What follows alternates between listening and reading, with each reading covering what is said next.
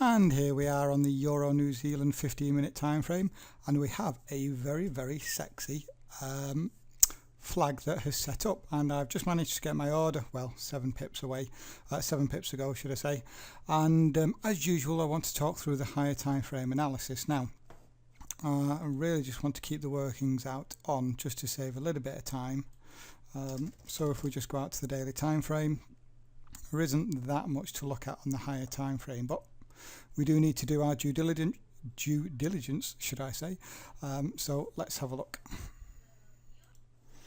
Okay, here's the daily time frame, and where the structure level is, you notice price is at the 17600 flat, so a psychological number there. And as we look left, not a great deal here, other than we're right in the middle of this this structure zone. Drop down to the 240, and here is the 240, and again, if we can zoom in here, not really much to look at. We are at a level of structure here, and again still that 17600. Let's have a look at the 60. Okay, and here we are on the 60-minute time frame, and if I zoom out a little bit, you'll actually see that we have come down to that level of structure on the 60, and violated the top of it, but still within that range, still within the outside return, if you understand me. And then price, what it did after a momentum move lower, has basically consolidated sideways, and from there we've seen a move higher. Now, because we're bearish here and all we've seen is a bit of a push higher, I have no interest here in going for secondary targets. Secondary targets would usually be a 127 extension, but because we've been quite bearish here, and I'm only looking at one target here. So let's go down to the 15-minute time frame, which is where we can actually see the trade. And those of you that watch any of my videos, you'll know by now that I have very strict rules when it comes to these flag patterns. So you notice that we have a very nice structure level here. Now as we look at it on the 15-minute time frame, it's been tested here, been tested there. Let's also zoom in a little bit, and what do you notice just here? Tweezer bottoms right at this zone, there and there, and then the market arches up. We get a high test candle, rejection, it comes back down to retest. Okay, does not close below the body of the candles, so can't even get into the wicks. And then we've got this level here. Now this big rejection candle here, you can look at this two ways. You can say, oh, look at that big rejection there, that's price that can't get up there. The way I'm looking at this candle is that price has actually tried to get out of the channel and made a higher high, but at this stage was unable to close above it. And then after that, we've come back down and retested this level here, which just so happens to be that big structure level that I was talking about. So for me, this is actually a good sign, more of a rejection sign. If we put a fib on, which I already have done here, we've come into the 618. That is another requirement of mine. And if you look here, we've had 2 touches either side. And if we measure these out, you know that I like the distance between in the channel between price to be the same. It makes a nice harmonic movement, and you can clearly see there that we do have a nice harmonic move. So 2-touch flag coming into a 618. We've got tweezer bottoms, we've got structure, and this will be a 1 in 1 out because of the reasons I mentioned, and it also happens at the 7600 flat. And so yeah, let's bring on the orders. That actually means now that I've got my stop down here, and the reason for that is if we actually come down for a 4th test, we would come down to there, and my stop is 6 pips below that, and that would so we'd have to violate really this even handled number and come down for a third test, which would also bypass the 618 fib and really bypass this decent level of structure we've got here. So if it comes down to there, I'm probably going to be wrong. And look at my risk to reward. Based on everything I've put together, I've now still been able to get a very, very good risk to reward over a 2-to-1. And we'll come back and see if this wins or loses. And we're back. Just a little update on this trade. You can see now that we have actually broken out the channel, so we're currently 18 pips up. What a lovely looking trade. We had a lot of confluence down here. We got a very good entry reason, didn't even go in arrears, to be honest. We just rallied straight into profit. I have made a change. When I did my workings out, I was still on the 15-minute time frame, which is this one, and so my target was up here for 50 pips. However, I'm basing my targets off the 60-minute time frame. Oh dear, get rid of that. And the reason for that is that, as I say, we're very bearish here, and I believe this is just a bit of a relief. And so what I want to do is take targets at the close of these candles, just a couple of pips below it, because we may not be able to push that high here. So I have moved my stop then to that position. So just now in terms of profit, it's now looking like this, 42, so 8 pips less.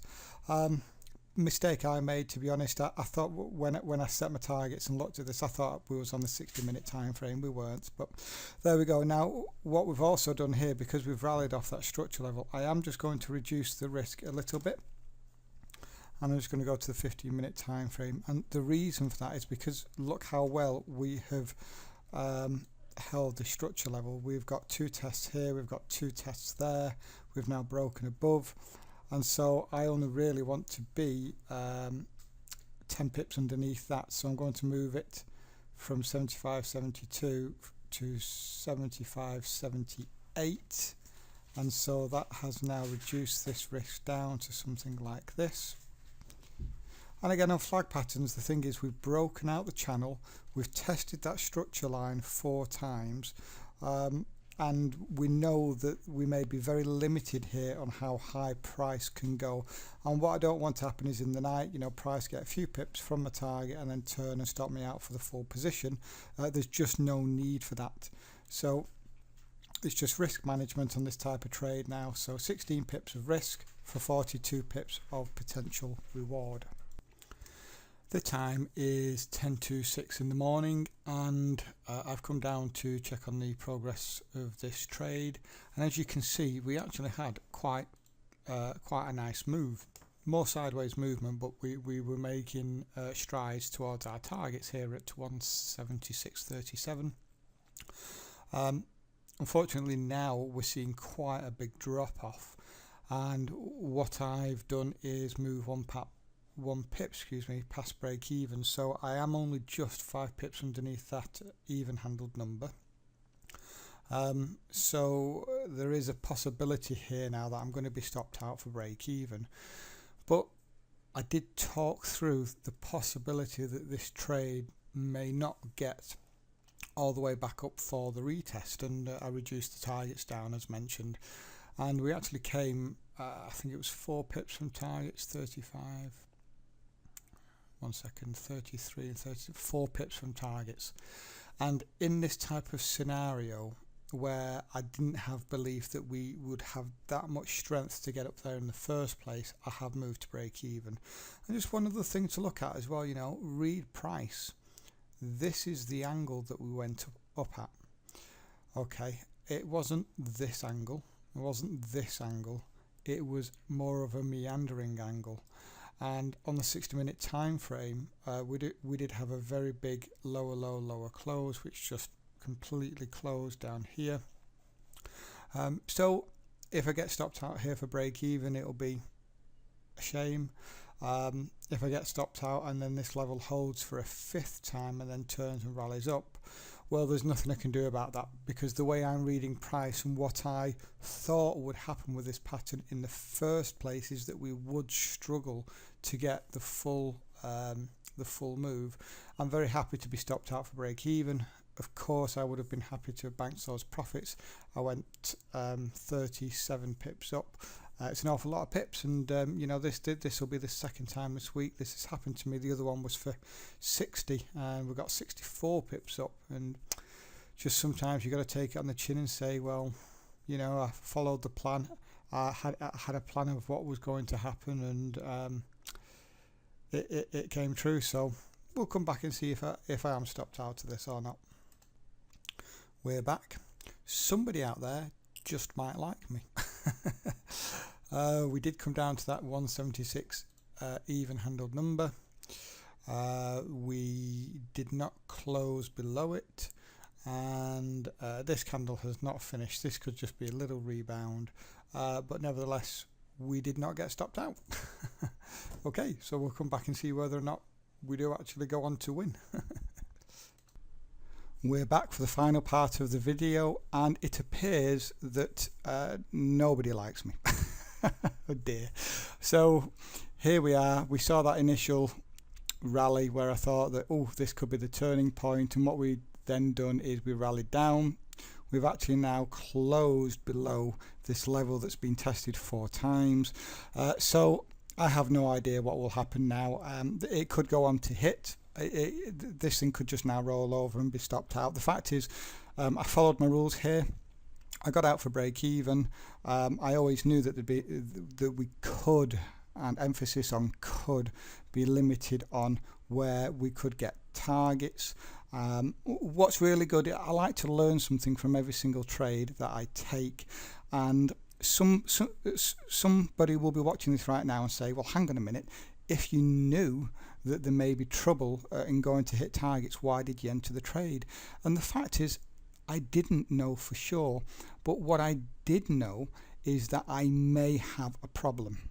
Okay, however, what you've got to look at is the pattern is the pattern is the pattern, and I have specific rules for trading this pattern, and it was a valid pattern, and if I didn't follow my rules and execute the pattern, then I would have broken my rules and become inconsistent.